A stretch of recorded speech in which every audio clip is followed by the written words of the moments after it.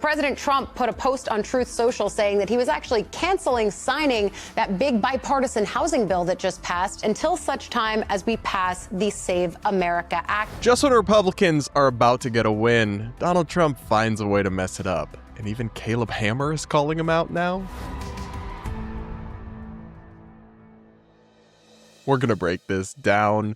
Welcome back to the channel, guys. Thanks for being here. So a big housing bill, actually a bipartisan housing bill meant to address the cost of living crisis, in particular out of control housing costs, actually passed through Congress and looked like it was about to become law. And we'll go through what's in the bill. And I think it's mostly good common sense stuff with a couple of rather ridiculous provisions.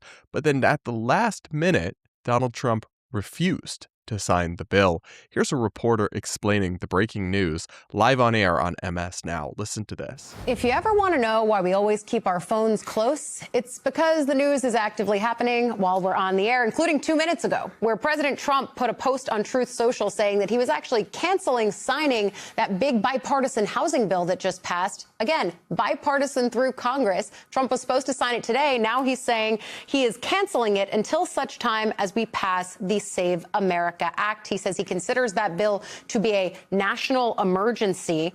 This is once again, as we were talking about potential own goals from the president to Republicans in Congress.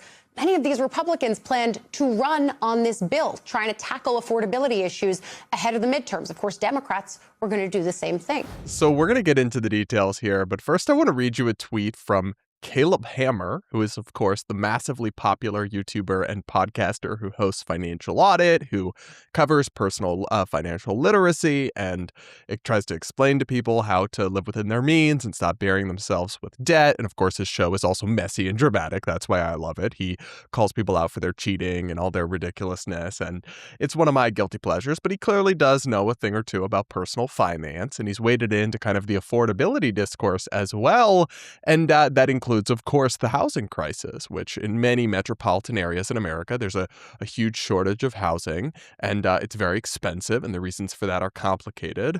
But he was excited about this bill and not thrilled by the prospect of Trump gutting it or blocking it just to try to push election-related legislation, the Save America Act, which they do not have the votes to pass. So here is what Caleb Hammer tweeted. He responded to the news of Trump abruptly canceling the plans to sign the bipartisan housing bill and said, "Nah, bro, this housing bill is one of the most actually effective, non-performative pieces of legislation that will directly affect real cost of living for the majority of Americans in a long time."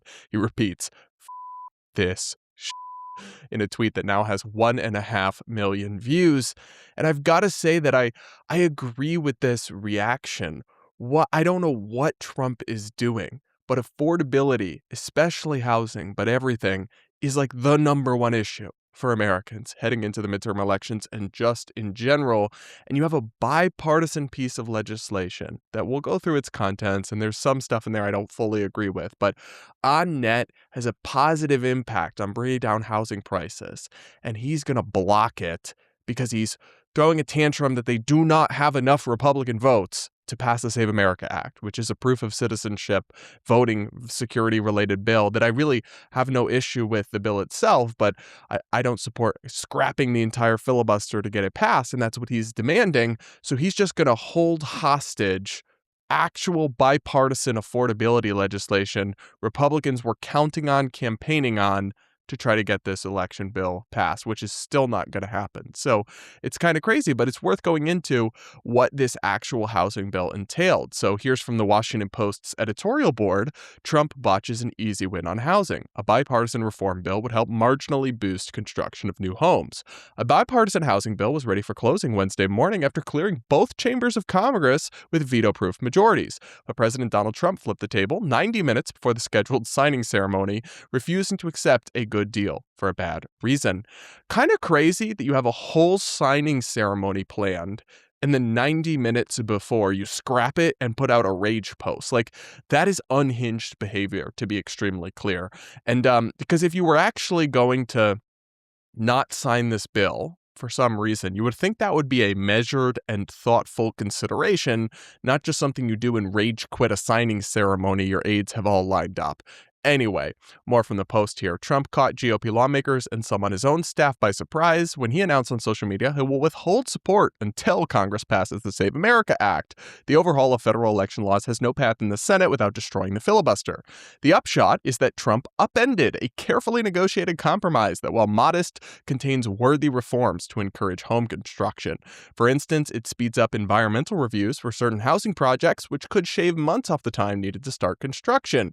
It would eliminate federal regulations on manufactured homes, such as the requirement they include a metal frame chassis, which can add as much as $10,000 to the cost. The deal would ease federal restrictions on how much banks can invest in affordable housing and community development projects, because that makes sense. I love how we had federal restrictions on how much banks could invest in housing. That could unlock new financing without risking more federal dollars. So one of the things I do like about this bill is it's not actually just shoveling more taxpayer money at the problem. We've already done plenty of that, but it's actually getting federal regulations and rules off the books to ease up the process. Now, a lot of it, frankly, is going to have to be done at the state and local level because it's zoning and other onerous codes and issues and rent control policies that discourage the market from providing more housing. And so a lot of it will have to happen at the state and local level, but at least it's a step in the right direction federally. And it's at least, something you can message on as we're trying to do something. But apparently they're not even going to be able to do that. More here from the Post. The power of the national government to influencing housing policy has always been limited, since the largest barriers to expanding supply, such as zoning restrictions and building codes, primarily reside at the state and local level. The bill acknowledges this by creating a competitive grant program to encourage local officials to streamline their permitting processes and increase housing density. Unfortunately, the package would do little to contain federal subsidies that drive up prices. It also bans institutional investors from owning more than 350 single-family homes. The impetus for doing so flows from a false narrative that corporate ownership of properties has worsened the shortage of housing. Yeah, I will just spare a word for this piece of the bill that is, I think, very stupid and very dumb. You hear a lot about this BlackRock's buying up all the housing, and it's of course not even BlackRock. The people saying this often have the wrong company name. It's Blackstone, that is an institutional investor in housing. But the corporations buying up the single-family homes and renting them out or what have you is such a tiny, tiny percentage of the actual market that it is not meaningful. It's not a significant contributor of the problem. And then it could even be counterproductive trying to restrict this, where you want these companies to potentially build housing and buy it up and pay for it to be constructed to then rent it out, right? And if they can't own the housing to rent it out and build out these rents, it might actually have a net negative. This provision may have a net negative impact on the housing supply. It certainly won't help solve the problem, and it's unfortunately rooted in slopulism. It's rooted in baseless populist narratives that have really very, very minimal factual reality behind them about evil, bad corporations buying up all the housing. And trust me, corporations can be evil, they can be bad, they can do malicious things, but that's just not what's causing the housing crisis. So it is disappointing to me to see baseless slop like this make it into a bill, but I do agree that on net, the bill is a positive. And so then it's like, why can't we just have one win?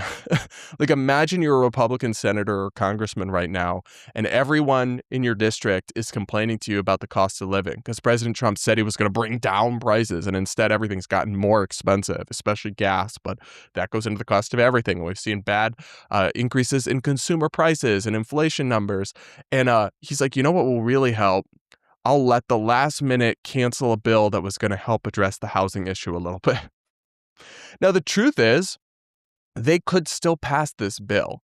It passed by veto-proof majority. So they could actually, even if he refuses to sign it, they could, in fact, go back and pass it again if he were to veto it.